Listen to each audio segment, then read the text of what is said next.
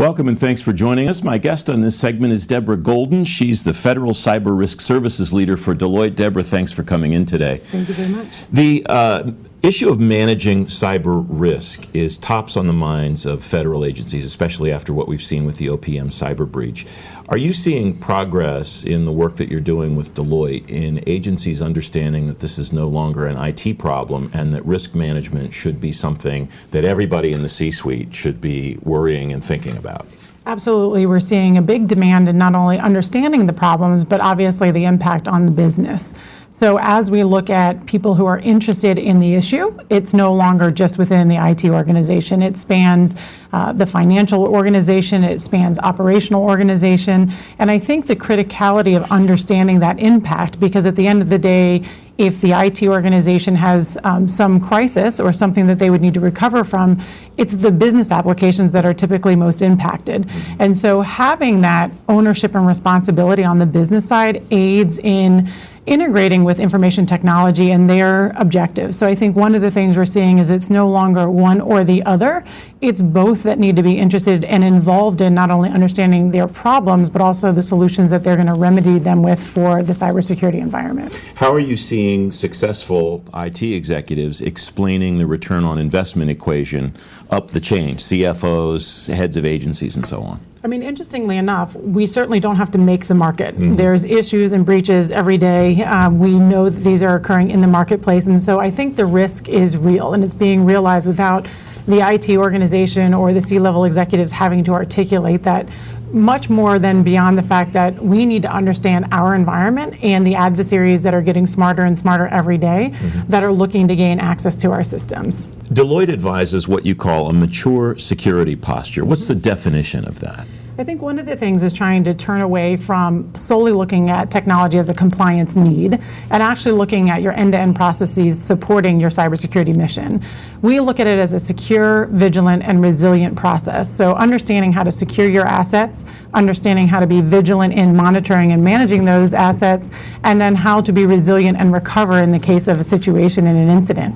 And it's important to understand the full life cycle of those so that you truly can get the grasp of the incident and then, more importantly, how to recover from that incident. And that trio sounds very much like what the goals of the government's continuous diagnostics and mitigation program are. That's absolutely correct. And looking at that from the capacity, again, not just doing it once and being done with it, but being able to look at it on a continuous basis so that you're always monitoring for the risks that are coming into your environment and then being able to gauge those. I think it's also very important to look at it and say, how much is enough? And I think you have to look at it from a risk-based approach, because you, as an agency, may not be able to cover every instance and every occurrence that's coming through the door, but you have to be able to monitor for that, you have to be able to respond to that, and you have to be able to recover from that. And so we look at it as secure, vigilant, and resilient would actually increase your security posture.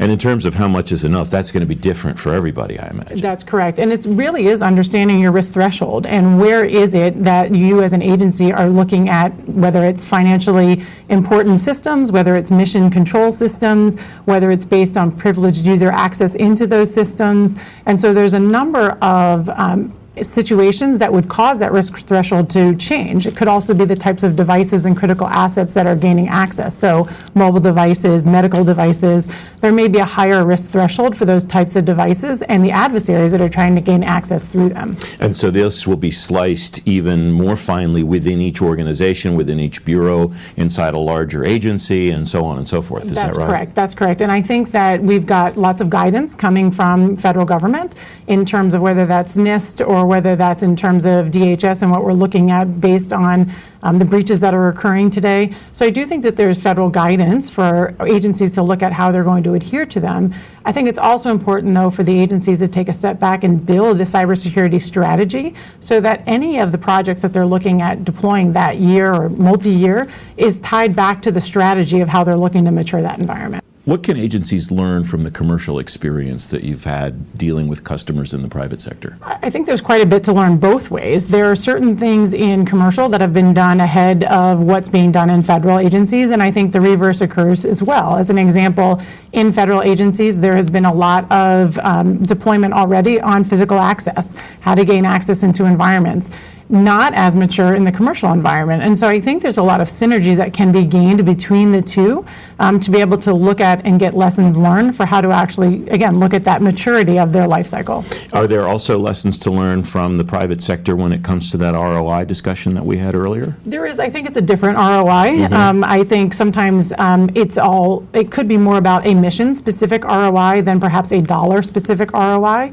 I think in information technology, budgets have been cut year after year, and so now that the emphasis is being placed on information technology to protect those assets, the ROI may be different just based on simply the mission that we're trying to address. This is Insights provided by Deloitte. I'm Francis Rose. This is Federal News Radio.